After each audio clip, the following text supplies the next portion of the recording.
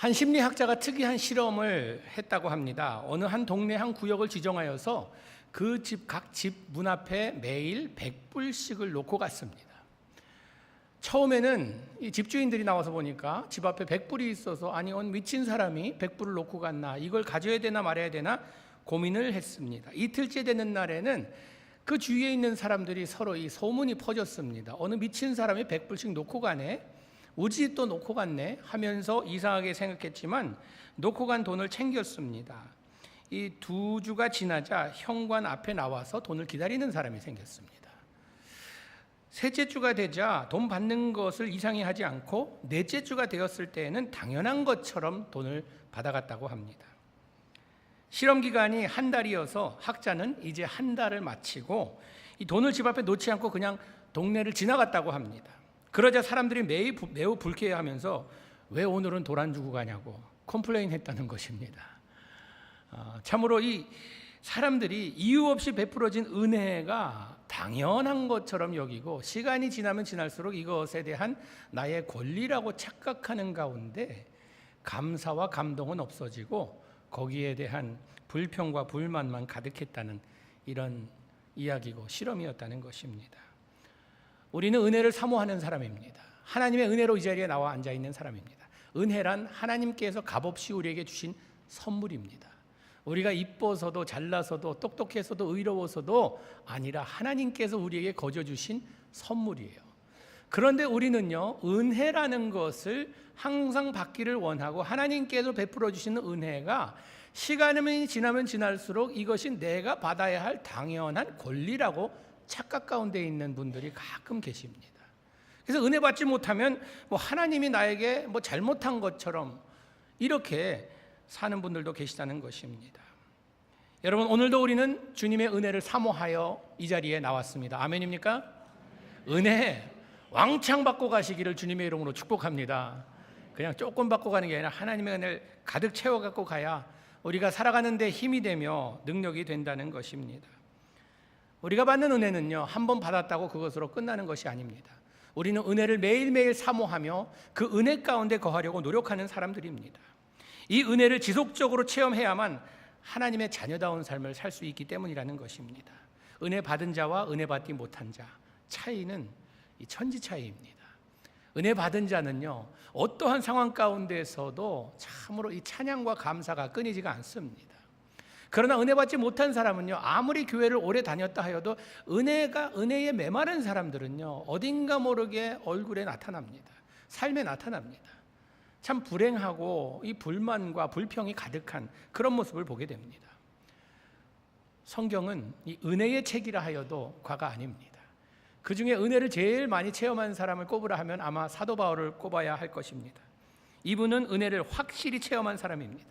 그에게 있어서 그의 삶의 시작도 하나님의 은혜요, 그의 삶에 다메섹에 가면서 부활하신 예수님을 만난 것도 하나님의 은혜요, 그의 삶의 사역 가운데 고통과 어려움 가운데 하나님의 일을 감당한 것도 은혜라고 고백합니다. 바울의 삶을 돌아보면요, 예수님 만나기 전엔 의기양양한 사람이었습니다. 자기 삶의 모든 스펙을 자랑하며 참으로 그것에 대한 자부심을 가지고 사는 사람이었어요. 이 가방끈도 길고 사회적으로나 종교적으로나 정치적으로나 모든 면에서 뛰어난 이런 사람이었습니다. 그러나 예수님의 은혜를 체험하고 나서는요, 이 모든 것들을 배설물로 여기며 새로운 삶의 가치관이 이루어집니다. 이제 내가 은혜로 살아야겠구나, 은혜의 삶을 살아야겠구나. 바울은 예수님을 만나고 나서 참으로 삶이 어려워집니다. 복음으로 살겠다고 다짐하고 나서 그는 학대를 당하고 박해를 당하고 체포되고 고문당하고 매도 맞고 죽을 고비도 몇 번이나 넘깁니다. 그가 옥에 갇혀서, 그러나 그 입에서 나오는 것은요, 은혜를 체험한 사람은요, 옥에 갇힌 상황에서도 찬송이 나옵니다. 감사가 나옵니다. 그때 옥문이 열리는 놀라운 이런 기적이 일어납니다. 여러분, 이 바울 삶에 이런 고통 가운데서도 찬양과 감사가 나올 수 있는 원동력이 어디에서 왔다고 생각하십니까? 그의 원동력은요, 그 힘은요, 바로 은혜를 제대로 알고 있었기 때문이라는 것입니다. 하나님의 은혜에 대한 끊임없는 감사와 감격과 기쁨, 바울의 삶의 바로 원동력이었다는 것입니다. 우리가 세상에서 영적 전쟁에서 승리하려면요, 우리도 바울처럼 이 은혜에 대한 올바른 깨달음이 있고 은혜에 대한 간절한 간구함이 있어야 된다는 것입니다. 그러기 위해서는요, 제일 먼저 우리 삶에 필요한 것이 무엇인가? 은혜가 은혜처럼 나에게 다가오게 하기 위해선, 은혜가 참으로 나의 삶의 능력이 되기 위해서는요, 제일 먼저 해야 될 것이 주제 파악을 제대로 해야 합니다. 내가 은혜 받을 만한 사람인가? 라는 이것입니다. 나는 은혜 받을 자격이 없는 사람이다. 사도 바울은요, 이렇게 연약함을 고백합니다. 나는 사도 중에 제일 적은 자라. I'm the least of apostle. 사도 중에 제일 적은 자라, 제일 못한 자라는 것입니다. 여러분, 사실 우리가 사도 바울을 바라볼 때에 어떻게 제일 적은 자라고 할 수 있겠습니까? 사도 바울의 업적을 봐도 그렇고요, 그가 한 일로 봐도 그렇고 우리가 볼 때는 대단한 사람입니다. 그런데 자신의 주제 파악을 어떻게 합니까? 나는 이렇게 적은 사람이다. 별 볼 일 없는 사람이라는 것입니다. 우리가 사는 세상은요, 큰 자가 되라고 가르칩니다. 큰 자로 우리 자신을 만들기 위해서 우리의 모든 약점은 숨기고요, 우리의 장점을 더 부풀립니다. 그래서 뭐 이렇게 이력서 쓸 때도 보면요, 참 그냥 내가 전에 대학교 때 잡 애플리케이션을 쓰는데 그 쓰는 법을 가르쳐 주더라고요. 제가 한때 이 식당에서 디시워시를 했습니다. 접시 닦는 일을. 접시 닦는 애 디시워셔라고 쓰지 말래요. 디시워셔라 쓰면요, 그 굉장히 아주 하단의 사람처럼 보인다고. 뭐라고 쓰냐 하면은 거기에서 도메스틱 엔지니어라고 쓰래요. 예. 집에서 엔지니어 하는 사람, 이거 접시 닦는 사람을 도메스틱 엔지니어라고 쓰고, 캐시어를 봤는데 캐시어라고 쓰지 말고 파이낸셜 애널리스트라고 쓰래요.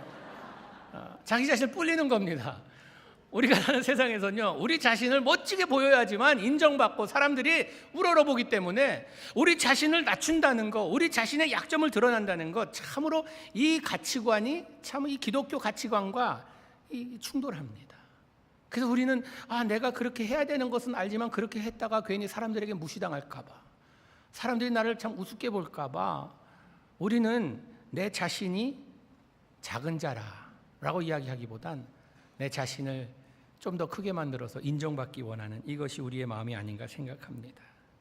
사도 바울은요, 자기 자신을 하나님과 사람들 앞에서 축소시키는데, 에베소서에 봐도요, 3장 8절 말씀에 모든 성도 중에 지극히 작은 자보다 더 작은 나에게, 모든 성도, 이젠 사도가 아니라 성도들 중에도 자기 자신이 제일 작은 자라고 이야기합니다.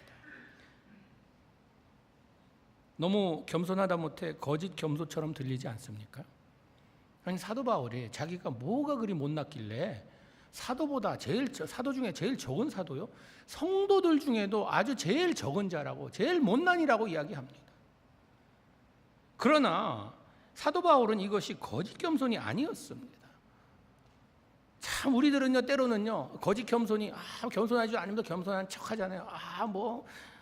우리 한국 사람은 이 거짓 겸손이 조금 좀 심한데 어디에서 금방 나타나냐 하면요, 손님을 초청해서 상다리 부러지라 차려놓고선 드실 것 없지만, 드실 것 없으면 그럼 먹지 말아야죠. 근데 드실 것 없지만 그냥 그래도 드세요, 많이 드세요. 그렇게 많이 차렸으면 많이 드세요 하면 되는 것이, 드실 거는 없지만, 차린 건 없지만, 이건 어떻게 보면 우리의 참 아름다운 문화적인 이런 표현이기도 하지만요, 사실 이 사도 바울은요, 그냥 거짓 겸손, 내가 그냥 멋지게 보이기 위해서 겸손한 척한 것이 아니었습니다. 왜 그는 그 자신을 그렇게 평가하는 데 있어서 이렇게 험하게 한 것일까? 왜냐하면요, 그 다음 문장이 오늘 본문 말씀 이 본문 그렇게 나옵니다. 나는 하나님의 교회를 박해하였으므로 사도라 칭함받기에 감당하지 못할 자라고 이야기합니다. 자기의 과거에 무슨 짓을 했는지 알고 있었기 때문입니다. 이걸 부끄럽게 생각하지 않았어요. 난 교회를 핍박하던 사람이었다. 난 크리스천 죽이러 앞장서던 사람이었다. 여러분, 이런 과거의 부끄러운 일들을 우리는 감추려고 많은 노력을 하지만, 사도 바울은 은혜를 체험하고 났더니 이런 나의 과거에서 하나님께서 이런 나 같은 몹쓸 자식을 하나님께서 나를 구원해 주셨다는 그 은혜에 대한 감동이 그의 삶을 부끄러운 삶보다는 이제 이것이 하나의 간증거리가 되었다는 것입니다. 여러분, 지극히 적은 자들이 모인 곳이 겸손한 공동체입니다. 은혜 충만한 곳입니다. 그러나 내가 잘났다고 크다고 주장하는 사람이 모인 곳은요, 교만 충만한 곳, 그것은 병든 곳입니다. 여러분, 인간이 점점 커지다 보면요, 하나님이 보이지가 않습니다. 우리가 믿음 생활을 한다 하면서 이 안에서, 믿음의 공동체 안에서 내 자신을 멋지게 보이려고 하다 보면요, 하나님이 보이지가 않아요. 어느 교회 목사님이 참 아주 대단한 분이셨어요. 목회를 잘하시는 분이셨어요. 많은 교인들이 모였는데 목사님 보러 나왔습니다. 근데 앞에 엄마하고 아들하고 이렇게 앉아서 예배를 드리다가 아들이 엄마를 자꾸 쿡쿡 찌르는 거예요. 그 엄마가 가만히 있으라고. 근데 막 찔러서 엄마가 왜 그러냐 그랬더니, 그날 따라서 목사님이 안 오셨습니다. 어딜 출타하셨어요. 근데 다른 목사님이 설교를 하시는데 엄마를 쿡쿡 찌르더니, 엄마, 전에 우리 목사님 있을 때는 몰랐는데 목사님 뒤에 십자가가 있네. 목사님이 너무 등치가 커서 십자가가 안 보였던 거예요. 목사님이, 작은 목사님이 오시니까 십자가가 보인 거예요. 참 멋진 이미지리 아닙니까? 우리가 너무 커지다 보면요, 십자가가 가려집니다. 아무리 슈퍼스타란 이런 사람이 왔다고 할지라도요, 십자가가 보이지 않는다고 하면 그것은 은혜가 아닙니다. 우린 십자가에서 그 은혜를 체험하는 이런 사람들이라는 것입니다. 바울은요, 자기가 왜 이렇게 사도 중에 적은 자이고 성도 중에 적은 자라고 이야기하는가? 디모데전서, 자기 영적 아들에게 쓴 편지에 이렇게 이야기합니다. 1장 13절 말씀 같이 보도록 하겠습니다. 내가 전에는 비방자요, 박해자요, 폭행자였으나 도리어 긍휼을 입은 것은 내가 믿지 아니할 때에 알지 못하고 행하였습니다. 자기를 우러러보는 자기 영적 아들에게 이야기합니다. 나는 어떤 사람인지 아느냐? 전에는 비방자요, 박해자요, 폭행자라고 아주 몹쓸 자였다고 이야기합니다. 그러면서 내가 하나님의 긍휼을 입기 전에, 하나님을 알기 전에, 은혜를 체험하기 전에 내가 몰라서 그랬다. 여러분, 우리가 예수님을 모를 때에 그런 삶을 사는 것은요, 모르니까 그런다고 핑계가 될 수 있을 것입니다. 그러나 주님의 은혜를 체험하고 주님께서 나를 위해 십자가에 달려 돌아가셨다는 이런 신앙 고백이 있다고 하면요, 우리가 그렇게 살아서는, 그냥 내 자신을 뿔리면서 살아서는 안 된다는 것입니다. 우리가 즐겨 부르는 나 같은 죄인 살리신 주은혜 놀라와 잃었던 생명 찾았고 광명을 얻었네, 그 찬송가 가사를 쓴 존 뉴턴, 이분은 아프리카에서 흑인을 잡아서 노예로 팔던 이런 사람이었습니다. 아주 못된 짓을 했죠. 그러다 주님을 만나고 나서 그가 회개합니다. 그러면서 쓴 시가 바로 이 가사입니다. 나 같은 죄인 살리신. 도저히 나는 용서받을 수 없는 그런 악한 죄를 진 이런 죄인인데 그 은혜 놀라와 나 같은 죄인까지 살려주셨다는 그 고백을 하는 것입니다. 여러분, 우리는요, 때로는 내 인생에 있어서 내가 모태신앙으로 그냥 큰 어려움 없이 이렇게 자라왔다고 하면요, 교회에서 그냥 신앙생활 꾸준히 해왔다고 하면 때로는요, 은혜라는 것에 대한 감격이 별로 없을 때가 있습니다. 그렇지 않습니까? 나는 그냥 이렇게 살아왔으니까, 착하게 살았으니까, 나는 그래도 나쁜 짓 안 했으니까 하나님께서 은혜를 베풀어 주실 만하지. 아니요, 성경이 이야기하기를, 우리에게 말씀하기를 의인은 없나니 한 사람도 없다고 이야기합니다. 하나님의 영광에 이를 자 한 사람도 없다고 이야기합니다. 다시 말하자면 우리는 다 지옥으로 갈 수밖에 없는 이런 불쌍한 영혼들을 하나님께서 우리를 구원해 주셨다는 것입니다. 이것이 하나님의 은혜라는 것입니다.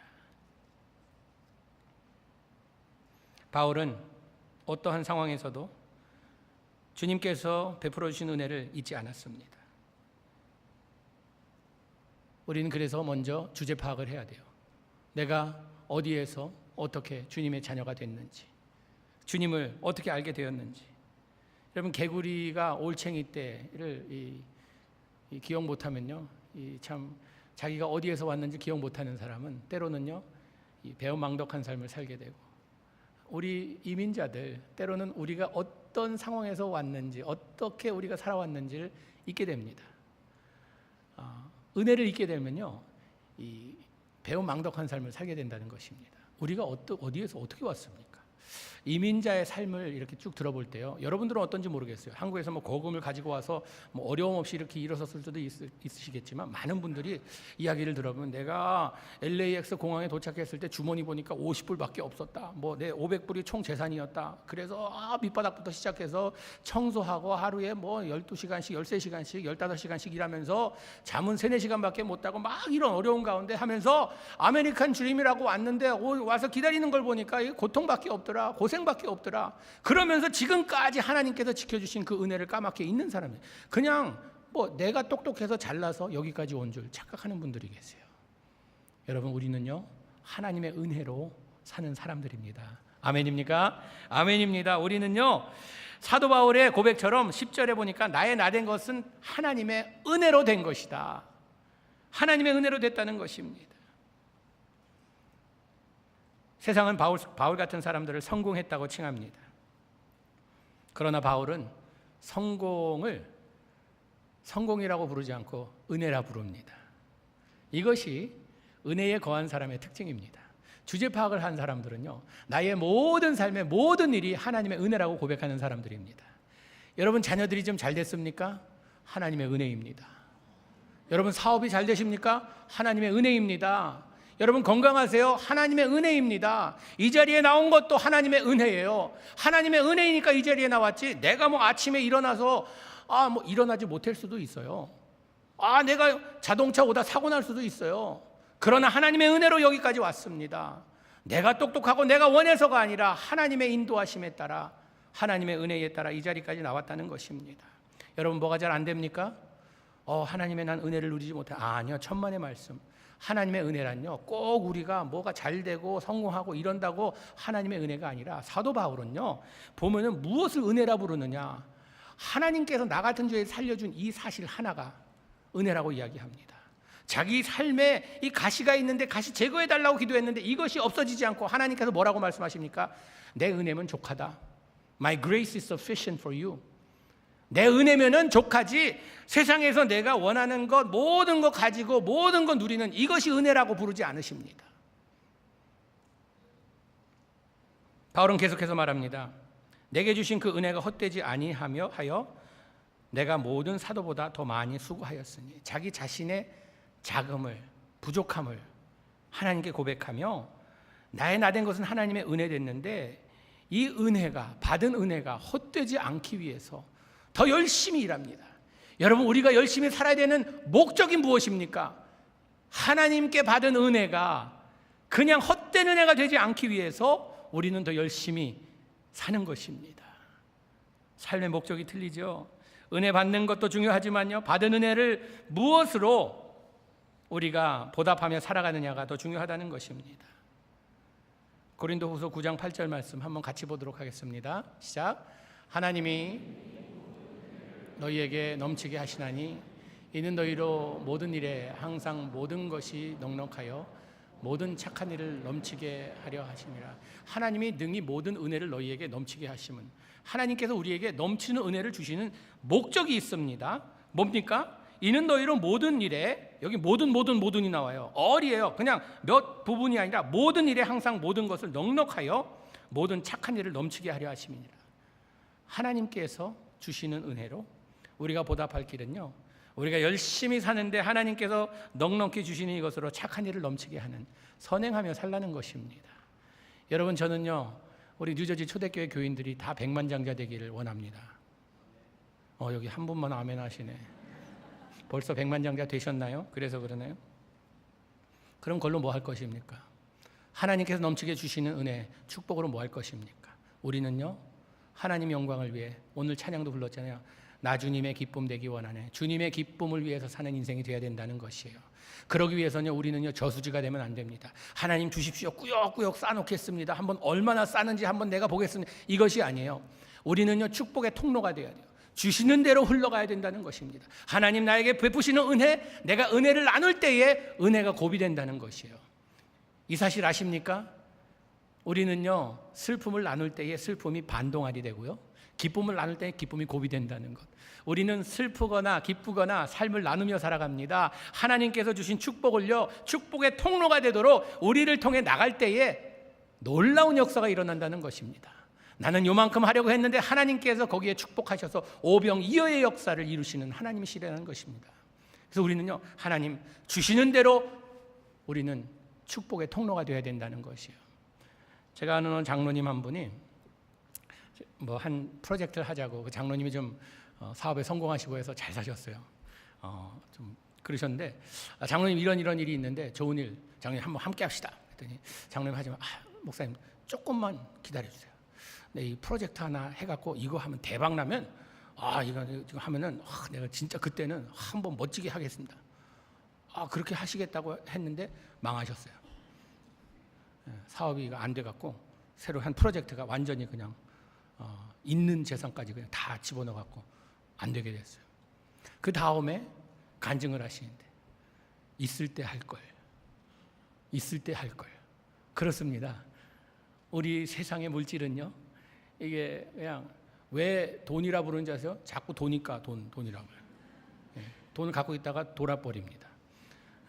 그리고 이 영어가요, 이 세종대왕이 참 큰 일을 했어요. 이 영어를 하는데 거기에 많은 공을 들인 것 같아요. 이 미국도 콜럼버스가 발견한 다음에 자문을 구했대요. 세종대왕 뭐라고 질까? 그러니까 아무렇게나 지어서 아메리카가 됐대요. 그리고 우리가 이게 뭐 보통 하면 도네이션 한다 그러잖아요. 그것도 한국말에서 온 말이라 그러더라고요. 돈 내시오. 이게 도네이션이래요. 믿거나 말거나. 넘치는 은혜의 목적은요, 하나님의 기쁨이 되기 위함. 참으로 하나님께서 부족한 우리들, 극히 적은 나를 통하여서 하나님께서 기쁜 일을 하기 원하십니다. 바울은 최선을 다하는 사역으로 보답하였습니다. 사도 중에 지극히 작은 자이지만, 성도 중에 지극히 작은 자이지만 더 많은 수고를 함으로 하나님께 보답하기 원했다는 것입니다.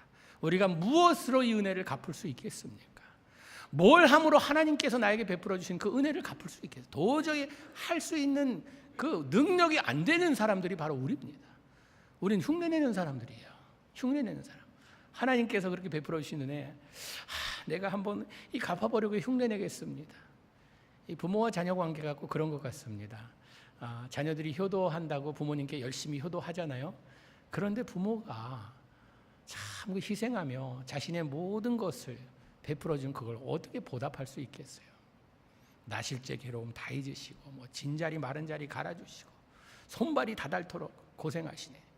그 은혜를 어떻게 우리가 갚을 수 있겠어요? 하물며 천지를 창조하시고 이 모든 나의 삶을 주관하신 그 하나님께서 예수 그리스도까지 희생해 가시며 베풀어 주신 그 은혜를 내가 무엇로 갚을 수 있겠어요? 흉내낸다 뿐입니다. 그냥 하려고 노력한다 뿐입니다. 사랑하는 성도 여러분, 지금까지 지내온 것 주님의 은혜임을 잊지 마시기 바랍니다.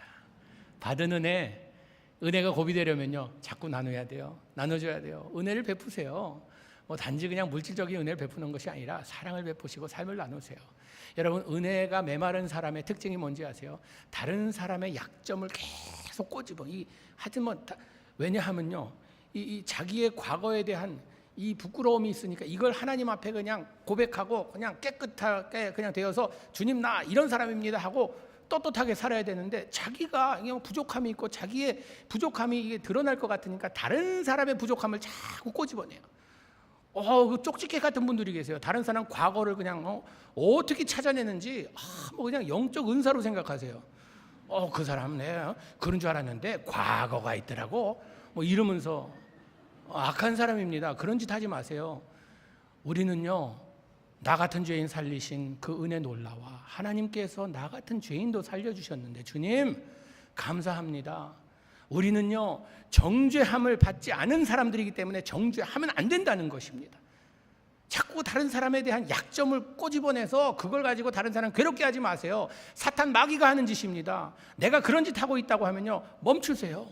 하지 마세요. 은혜 받은 자는요, 사랑해주고 받은 은혜를 나눕니다. 과거에 어떤 삶을 살았는지 I don't care. 왜? 하나님도 don't care.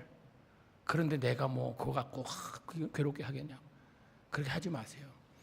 제가 아는 어느 전도사가 신학교를 갔는데 이 캘리포니아에 있는 풀로 신학에 갔습니다. 가더니 뭐 거기에 뭐 신신학이니 뭐 아주 뭐 우습게 얘기하면서 자기는 다운 신학교 가겠다고 하더니 뭐 극보수 신학을 갔어요. 졸업하더니 나왔는데 뭐 이야기를 하는데 대화를 나누는데 얼마나 정죄하는 이게 입에 달고 다녀. 뭐 설교하는 모든 목사가 다 이 비성서적인 설교만 하고 자기 설교만 진짜고 그 전도사의 기준에 의하면 천국 갈 사람 아무도 없더라고요. 은혜가 아니라 이건 완전히 그냥 다른 사람을 정죄하는 걸 입에 달고 다녀. 뭐 누가 어떻고 저쩌고 하면서 뭐 그냥 도마 위에 올려놓고 칼질하고 뭐 도마질 뭐 그런 일을 그냥 일삼아서 하더니요. 그러더니 스캔들이 탁 터졌어요. 이 친구가 이 사고를 쳤는데 아주 대사고를 큰 사고를 쳤어요. 그 다음에는 세상에서 어떻게 사라져 버렸어요. 휴거당했는지 어떻게 했는지 사라져 버렸어요. 여러분 우리는요 정죄하는 이런 모습은 하나님께서 원치 않는 모습입니다. 나 같은 죄인 살려주셨는데 내가 뭐라고 사람을 그렇게 정죄하며 살겠어요. 은혜는 나누며 사는 것입니다. 오늘 한 가지 기억했으면 좋겠습니다. 좀 우리가 주제 파악을 하여서 은혜란요 내가 얼마나 큰 죄인인가를 깨닫는 이곳에서부터 시작됩니다. 하나님 나는 죄인 중에 괴수입니다. 나 같은 사람 살려주셔서 진짜 감사합니다. 세상에서 소외당하고 참으로 세상 사람들이 저 사람은 실패작이라고 밀어놓는 사람이 있다면 내가 그 사람에게 가서 나에게 베풀어 주신 그 은혜 나눌 수 있는 나의 삶 되게 해달라고. 제가 참 좋아하는 찬양 한 곡이 있습니다.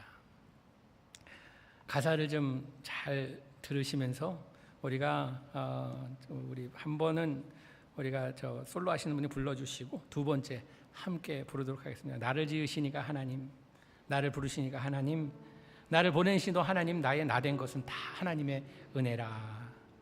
한번 듣고 두 번째 같이 부르도록 하겠습니다.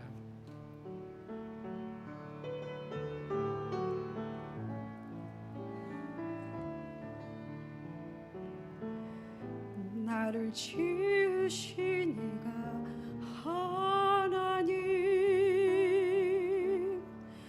나를 부르신 이가 하나님, 나를 보내신 이도 하나님, 나의 나 된 것은 다 하나님 은혜라. 나의 달려갈 길 다 가도록 나의 마지막 곡 다 하도록 나로 그 십자가 품게 하시니 나의 나 된 것은 다 하나님 은혜라. 한량 없는 은혜, 갚을 길 없는 은혜, 내 삶을 애워싸는 하나님의 은혜, 나 주저함 없이 그 땅을 밟음도 나를 붙드시는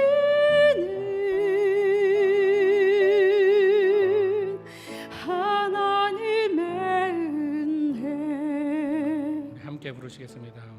나를 지으신 이가 하나님, 나를 부르신 이가 하나님,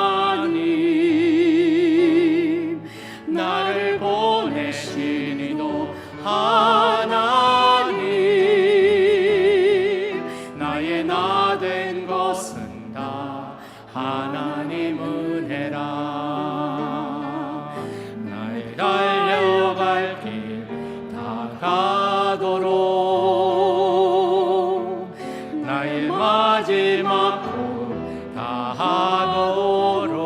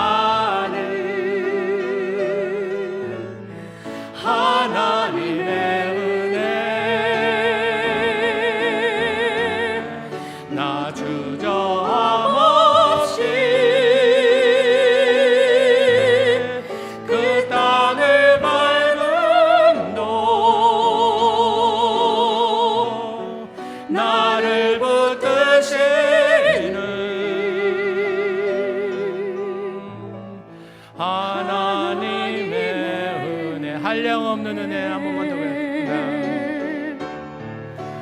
한량없는 은혜 갚을 길 없는 은혜 내 삶을 애워싸는 하나님의 은혜 나 주저함 없이 그 땅을 밟음도 나를 붙드시는